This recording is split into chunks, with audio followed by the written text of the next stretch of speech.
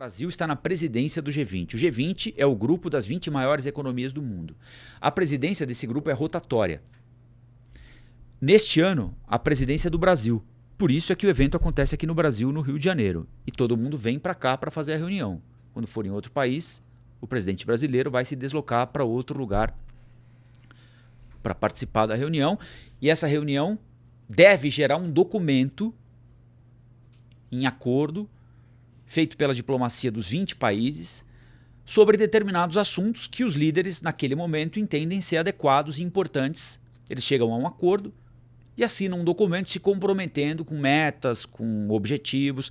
Volta aquela foto lá, Thiago, porque hoje foi o primeiro encontro pessoal, particular, entre Javier Milei e Luiz Inácio Lula da Silva. Aí vocês vejam, olha o Lula em todas as fotos, com o Gabriel Boric, presidente do Chile, com o francês Emmanuel Macron, com a primeira-ministra da Itália, Giorgia Meloni, com o Narendra Modi da Índia, com o primeiro-ministro britânico, com Joe Biden. Só sorrisos. Vejam o semblante do presidente brasileiro na foto ao centro, ao lado de Javier Milei. Parece aquele encontro de dois jovens que brigaram na escola e a direção fala: ou vocês fazem as pazes agora, ou eu vou ligar para os seus pais. Ou vocês fazem as pazes agora, ou os dois estão expulsos. Esse é o primeiro encontro de Javier Milei e Luiz Inácio Lula da Silva na história. A primeira vez em que eles se encontraram depois de tudo que Javier Milei disse a respeito de Luiz Inácio Lula da Silva durante a campanha eleitoral. Cumprimento protocolar, janja. E aí, o momento em que os líderes se posicionam para foto ao lado do anfitrião brasileiro. Só sorrisos, né? Clima bom, clima tranquilo. Bom, Javier Milei está mais solto que pinto no lixo, como costumam dizer, né? Com a vitória do Donald Trump lá nos Estados Unidos. Ele é um ultraconservador, como costumam dizer, ganhou a eleição na Argentina contra o candidato do Lula, apoiado declaradamente pelo presidente da República do Brasil, que, aliás, vira e mexe diz que o Brasil não se intromete em assuntos alheios, em assuntos de outros países, mas vira e mexe escolhe um favorito numa eleição em algum lugar. Disse que preferia Kamala Harris nos Estados Unidos, deu Donald Trump. Disse que preferia o Sérgio Massa na Argentina, deu Javier Milei. É por isso que a relação do Brasil com os Estados Unidos ou com a Argentina não será boa? Evidentemente que não. Mas o Brasil deve se intrometer em eleições de outros países? Também evidentemente que não. Assim como fez o Bolsonaro, quando o Trump foi derrotado por Joe Biden em 2020, Bolsonaro não só declarou apoio a Trump, como demorou um mês para reconhecer a vitória de Biden. Ou seja, o Brasil, seja governo Lula, seja governo Bolsonaro, tem feito algo que não é bem visto quando alguém faz a nosso respeito aqui, quando vem um presidente estrangeiro e diz: eu prefiro que ganhe o Bolsonaro, eu prefiro que ganhe o Lula, eu prefiro que ganhe a Simone Tebet. É deselegante, para dizer o mínimo, não é? Mas o presidente Lula tem tomado partido e, por enquanto, tem saído derrotado quando toma partido em eleições internacionais. Mas o fato é que Javier Milei assumiu o cargo. Durante a campanha eleitoral, ele tinha Lula como adversário, Sérgio Massa era o adversário na Argentina, por óbvio, mas o Brasil foi acusado muitas vezes de tentar interferir, liberando financiamento de última hora para o governo Alberto Fernandes para beneficiar o seu sucessor, ou o seu candidato, Sérgio Massa, mandando marqueteiros para fazer a campanha do Sérgio Massa. Javier Milei falou dos mais pesados, ou se referiu da forma mais pesada a Luiz Inácio Lula da Silva. O chamou de corrupto, presidiário, disse que não faria negócio com comunista, etc e tal.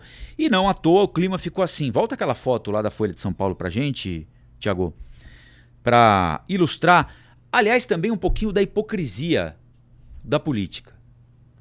Natural, são pessoas, são líderes importantes, são os 20 líderes mais influentes do mundo. Falta só Vladimir Putin, né? Que não veio para cá, mandou o ministro de Relações Exteriores, Sergei Lavrov.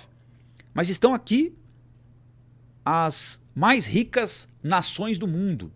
Os seus representantes estão aqui no Brasil, estão no Rio de Janeiro. Mas são pessoas também, não é? São seres humanos. Alguns se dão bem, outros nem tão bem. Mas a frequência com que Javier Milei ataca o presidente do Brasil, e não acontece na mesma medida, mas a frequência em que o governo brasileiro responde aos ataques vindos da Argentina, mas eu não quero aqui equiparar as duas coisas. Javier Milei é muito mais agressivo com Lula do que Lula com Javier Milei, pela forma como se refere, pelas palavras que usa para se referir ao presidente brasileiro. O clima gelado entre os dois não impede que Brasil e Argentina continuem fazendo negócios. Por exemplo, hoje o governo brasileiro anunciou um acordo para comprar gás da Argentina. Tem uma grande polêmica lá na Argentina, que é a extração de gás obtido por meio do xisto. Há uma discussão sobre os danos para o meio ambiente na Argentina que a extração do gás do xisto provoca para o meio ambiente por lá. O Brasil é um comprador de primeira hora do gás da Bolívia. A indústria de São Paulo, por exemplo, sobrevive muito em função do gás da Bolívia. Nós temos gasodutos ligando a Bolívia a São Paulo, e esse é um acordo feito entre estados, entre o estado brasileiro e o estado boliviano. No entanto, a demanda é muito grande por gás aqui no Brasil, e o Brasil vê com algum pessimismo a possibilidade de a Bolívia continuar fornecendo aquilo que a indústria brasileira, notadamente a indústria paulista, precisa para conseguir produzir. E o Brasil começou a procurar alternativas. Uma dessas alternativas está na Argentina. E o que fazer? Se você tem na Argentina antes um aliado de primeira hora e agora um adversário de primeira hora, que chama o colega de corrupto, de comunista, de bandido, que não faz negócio com esquerdista, etc. e tal. Mas amigos, ou no caso, inimigos à parte. Como é que é o ditado? Amigos, amigos, negócios à parte. Não é isso? Inimigos, inimigos, negócios à parte. Com o objetivo de abrir rotas alternativas para aumentar a oferta de gás natural do campo de Vaca Muerta, na Argentina, para a indústria brasileira, o memorando de entendimento entre os países foi bem recebido pelo setor. Mas ainda restavam algumas dúvidas sobre qual a melhor rota de escoamento quando o fornecimento poderá ser contínuo, se o gás importado terá preço competitivo e se as diferenças ideológicas entre os dois países podem atrapalhar.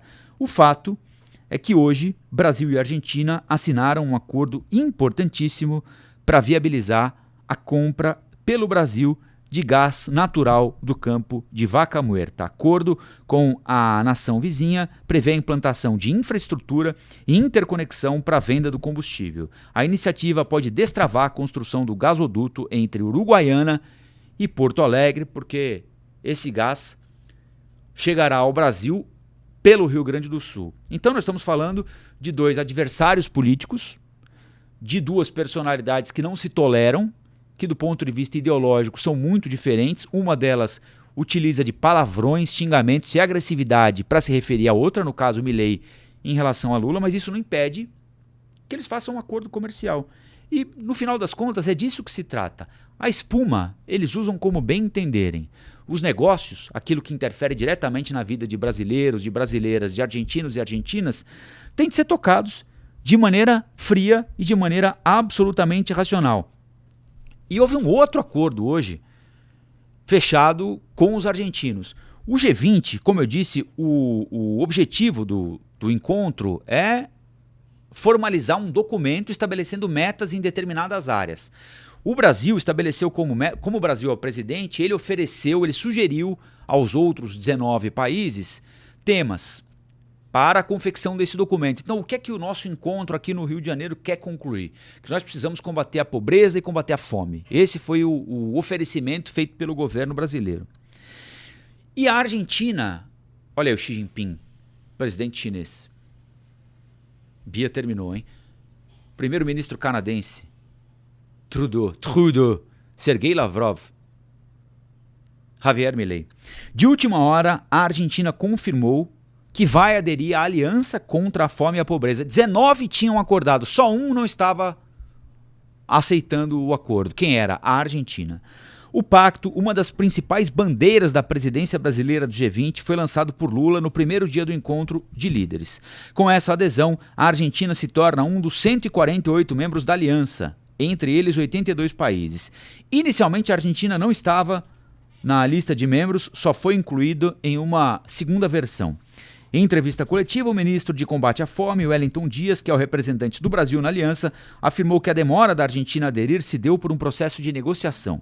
A Argentina participou desde o primeiro momento aqui no Brasil, participou da construção, esteve em outros fóruns. O presidente Milei, quando foi colocada a primeira relação, ainda estava em processo de diálogo e entendimento. Ele próprio reconheceu que a Argentina tinha um nível de pobreza entre os mais baixos e agora ultrapassou mais de 50% os níveis de pobreza. A não saída na primeira relação é porque tinha um processo de negociação. Logo depois, com a entrada da Argentina, a organização fez uma declaração para informar essas entradas. Curioso que a Argentina não quisesse fazer parte de um documento que prevê o combate à fome e o combate à pobreza, ou nem tão curioso assim, já que, afinal de contas, o aumento da pobreza, neste momento, é parte da política implementada pelo presidente argentino Javier Milei. Para reduzir índices de inflação, para desindexar a economia argentina, ele tem aprofundado a pobreza. O que já era ruim ficou muito pior na Argentina, com a promessa de que em algum momento vai melhorar. Ele ganhou esse voto de confiança dos argentinos. Ele não pode ser acusado de mentir durante a campanha eleitoral. Ele mesmo disse, vai piorar antes de melhorar. O problema é que o piorar, para muita gente na Argentina, é não ter o que comer, é não ter dinheiro para comprar remédio, é não ter dinheiro para pagar o ônibus, é não ter dinheiro para colocar combustível no carro, é não ter dinheiro para comprar gás no frio congelante que faz por lá. Então, acho que mais do que ninguém, ele tem interesse, ou deveria ter interesse, de que outras nações o auxiliassem a combater a pobreza no país. No final das contas, ele aderiu, ou seja, a gente está falando aqui então de, em um dia só, 2 movimentos da Argentina no sentido de se aproximar do Brasil. Ao aceitar o documento proposto pela presidência do Brasil no G20 e ao assinar um acordo para vender gás para o Brasil. São 2 movimentos que são absolutamente contraditórios em relação ao que Javier Milei diz e transparece nos seus pronunciamentos. A Argentina também não queria referência à taxação dos super ricos. Haverá uma referência à taxação dos super ricos como queria o Brasil. Será algo light, na linha do que estava acordado entre os ministros de Finanças, disse a jornalista Miriam Leitão, uma fonte que acompanha a negociação. Ou seja, é mais um recuo da Argentina, que não queria as propostas brasileiras fazendo constar no documento taxação do super rico e combate à pobreza, combate à fome. No final das contas, esses 2 aspectos, uma de um jeito mais atenuado, outra nem tanto, estarão no documento. Então, cara feia, como diz aquele velho ditado, cara feia não mata a fome de ninguém, Milei. Cara feia não mata a fome de ninguém, Lula. Então, se vocês quiserem manter as caras fechadas, os semblantes sisudos, o problema é de vocês. Mas que as coisas continuem assim. Cara fechada, inimigos, negócios à parte, é isso o que aqueles que escolheram tanto o Milei na Argentina quanto o Lula no Brasil, democraticamente, merecem e exigem. E é isso o que seculares relações entre Brasil e Argentina devem oferecer aos moradores dos 2 países. Os presidentes, sejam eles quem forem, têm a obrigação de preservar as boas relações entre os 2 países. Olá, aqui é o Rafael Colombo. Gostou do que acabou de assistir? Se inscreva no canal Cortes do Flow News para os melhores momentos. Quer acompanhar os nossos programas na íntegra? Então se inscreva no nosso canal oficial, Flow News.